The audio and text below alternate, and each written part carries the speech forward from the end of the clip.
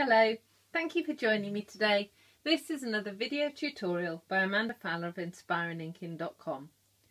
Today's video tutorial is about trifold cards. This is a trifold card. It's a Christmas card using the Stampin Up Santa's List stamp set. It opens like this, and easiest really for me to show you is it's stud. You've got lots of different layers and angles. A very complicated looking card, but actually a really straightforward one to make. What I'm actually going to concentrate on today is to show you how to make the base card.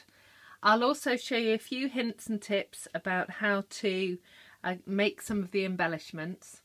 And all of the sizes of the layers will be on the screen and also on my website, which is www.inspiringinkin.com. But I'm not actually going to make the complete card, just give you a few hints and tips. So let's get started.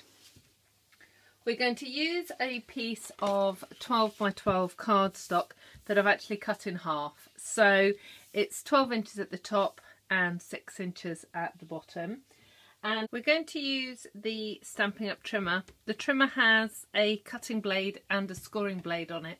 It just makes it easier so we're not sort of swapping tools. So we're going to do the scoring first, which is the paler blade.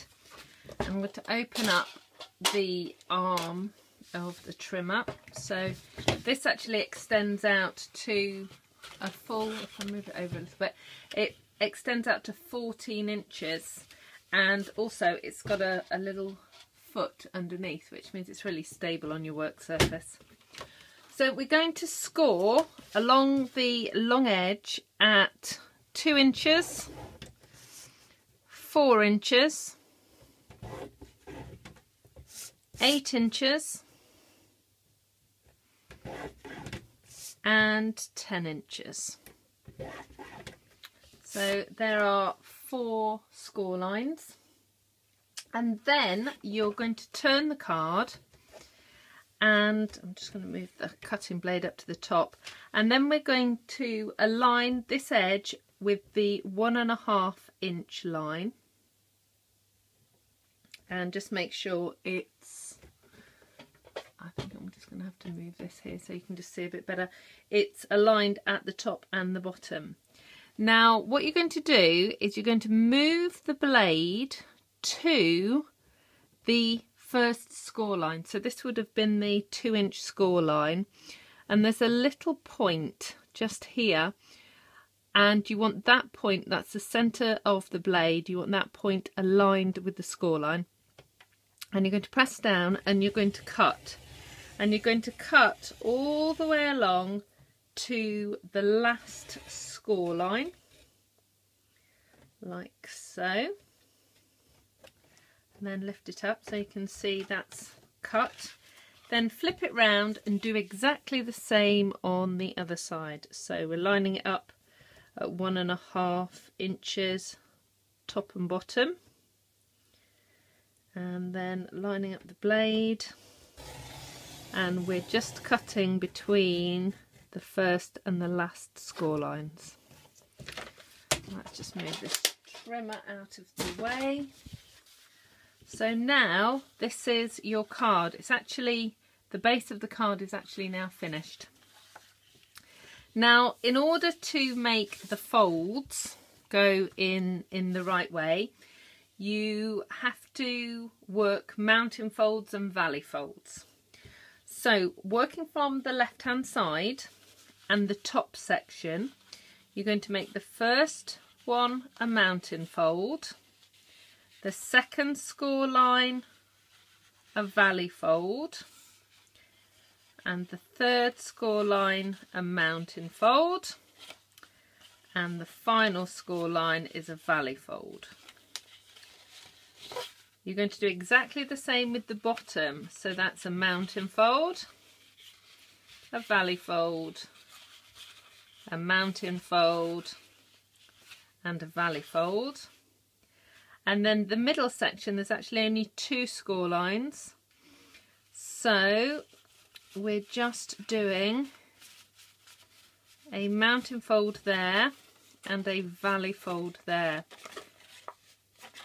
There are score lines here and here, but we're actually, if you look at the original sample, I've actually covered those score lines over, so I don't want to bend those ones there. So they have the card itself. In order to close it, you're just going to move the left hand side over to the right hand side, and then it will just squash down. Now this will fit in a standard size envelope. Okay, so that's your card blank actually made. I'm just going to talk through a few of the embellishments here, just to give you a few hints and tips. The first thing is these are the brushed gold cardstock, and that's this cardstock here. It's really pretty. It's not blingy gold, it's subtle vintagey style.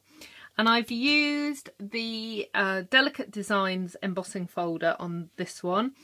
It comes as a set of two. There's a lace one and this one, which is snowflakes. I've used that one and embellished with a few pearls.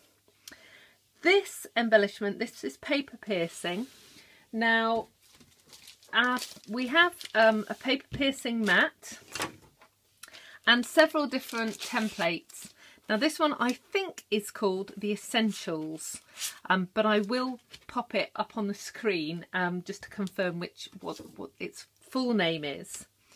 And I love this one because it has lots of paper piercing templates for many of your punches. So the label punches and the heart punches. A great set of circles. This template fits with the Apothecary Accents framelits, and then this one is probably the one that I use the most because it has a grid, and that's what I've used here. And all I've done is I've lined up these black edges with the edge of my cardstock, used my paper piercing tool and stabbed the cardstock 5 times, and then 4 on the next row. So that gives me a lovely piece of detailing. So that's the same there. These embellishments are made using the very blingy glimmer paper and this set of punches, which is called Merry Minis. Now these don't actually appear in the catalogue, but they are still available, and I'll put the code number also on the screen for you in a moment. So I've punched those out with a small and backed them on the small oval punch. Now this glimmer paper is really quite tricky to get things to stick to it, and you can see I've got a button here that's actually mounted onto the glimmer paper.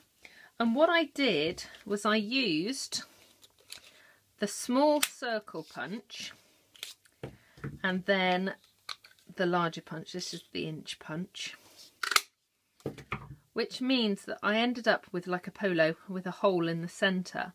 So I could stick that down and then put a dimensional or some glue dots there in the centre, and then that meant that my button could stick really well.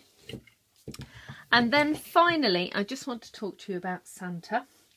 Now this is a stamp from Santa's List, and I have stamped Santa in Cherry Cobbler, which is the same ink as the cardstock here. And I wanted the detailing to be soft suede. Now what I did again was I stamped him on a second piece of cardstock in soft suede, and then I cut out this section. Now I actually cut inside the lines. Normally I recommend that you cut outside the lines, but I wanted to make sure that it was nice and tight in. So when I overlaid him on there, it would look like he had his red suit on. Now I've actually stuck this down flat So it actually looks like I've been really clever and managed to ink up that stamp in 2 colours, which you could do with markers, but it would take a bit of time. This is actually a bit quicker. And then once I've stuck it down, I've just trimmed off that bottom section. So this was a very quick card for you today. I hope you've enjoyed learning how to make a trifold card. And again, this is the card blank. I'll just move everything else out of the way. The most important thing is to make sure that when you're cutting, you only cut to those score lines. Thanks very much for stopping by. If you'd like to purchase any of the products used in today's video, please stop by my blog, www.inspiringinkin.com. I hope to see you again soon.